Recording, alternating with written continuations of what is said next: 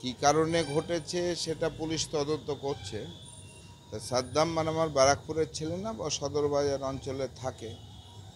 এখন যে ঘটনায় ঘটুক, ব্যারাকপুরের তো সাধারণত এই ধরনের ঘটনাটা হয় না, বা আমি এটারও খুব নিন্দা করছি যে যাকেই করুক পুলিশ যথাযথ ব্যবস্থা নেবে। আমার যথেষ্ট প্রশাসনের উপর আস্থা আছে।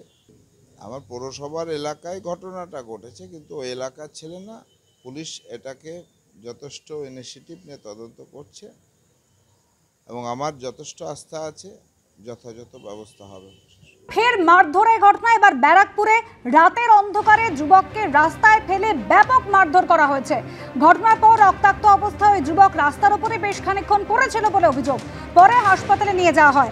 আমাদের প্রতিনিধি সমীরণ পাল এই মুহূর্তে রয়েছেন আমাদের সঙ্গে। সমীরণ, দেখো, গত পরশু রাতের ঘটনা আমরা এর আগে দেখেছিলাম। বেলঘড়িয়াতে এক কলেজ ছাত্রকে রাস্তার উপর ফেলে রড বাঁশ দিয়ে ফেলে পেটানো হয়েছিল। তাকে বাঁচাতে গিয়ে তার মা আক্রান্ত হয়েছিল এবং সেই ঘটনায় তৃণমূল কর্মী জয়ন্ত সিং এর নাম সামনে আসে। এখনো জয়ন্ত সিং অধরা।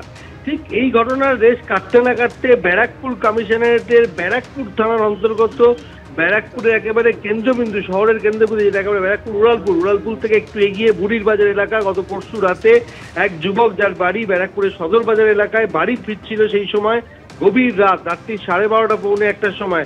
সেই সময় তার অভিযোগ যে স্থানীয় তৃণমূল কর্মী সাদ্দাম এবং তার অনুগামীরা তার উপর কোনো কারণ ছাড়া চড়া হয়, রড দিয়ে বেধড়ক মারধর করা হয়, মাথায় আঘাত করা হয়। রক্তাক্ত অবস্থায় ফাঁকা রাস্তার মধ্যেই সাদ্দামের হামলার পর পড়ে থাকে ওই যুবক। তার বাড়ির লোক খবর পেয়ে ছুটে এসে তাকে প্রথমে নিয়ে যায় ব্যারাকপুরের বি.এন. বসু মহকুমা হাসপাতাল।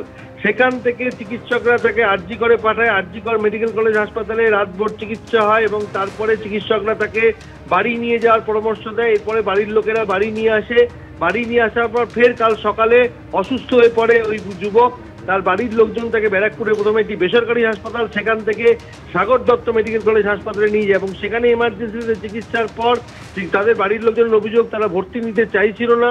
এরপর ব্যারাকপুর থানার পুলিশ ছুটে আসে বিকেলবেলা। ব্যারাকপুর থানার পুলিশের হস্তক্ষেপে ওই যুবককে সাগর দত্ত মেডিকেল কলেজ হাসপাতালে ভর্তি করা হয়েছে এবং তার মাথার আঘাত যথেষ্ট গুরুতর। তাকে আশঙ্কাজনক অবস্থায় হাসপাতালে ভর্তি করা হয়েছে। পরিবারের তরফ থেকে অভিযোগ করা হয়েছে বাড়িতে ফেরার সময় সাদ্দাম এবং তার অনুগামীরা, সাদ্দাম একজন তৃণমূল কর্মী বলে জানা যাচ্ছে, তার পরিবারের সকলেই তৃণমূলের সঙ্গে যুক্ত, সাদ্দাম তার উপর হামলা চালায় কোনো কারণ ছাড়াই। এবং এই ঘটনাতে ফের অস্বস্তিতে শাসক দল। ব্যারাকপুর পুরসভার পুরপ্রধান জানিয়েছেন যে গোটা বিষয়টি পুলিশ তদন্ত করে দেখছে। সাদ্দামের যদি যোগ থাকে সেক্ষেত্রে প্রশাসন কড়া ব্যবস্থা নেবে।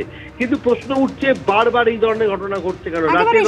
প্রশ্ন বারবার করে উঠছে যে কি করে এই ধরনের ঘটনা ঘটছে। আরিয়াদহের ঘটনা আমরা জানি, মূল অভিযুক্ত জয়ন্ত সিং এখনো অধরা। তারপরে ব্যারাকপুরের ঘটনা, যেখানেও কিন্তু স্থানীয় তৃণমূল নেতা নওশাদের ভাই সাদ্দাম, তার বিরুদ্ধে অভিযোগ উঠছে।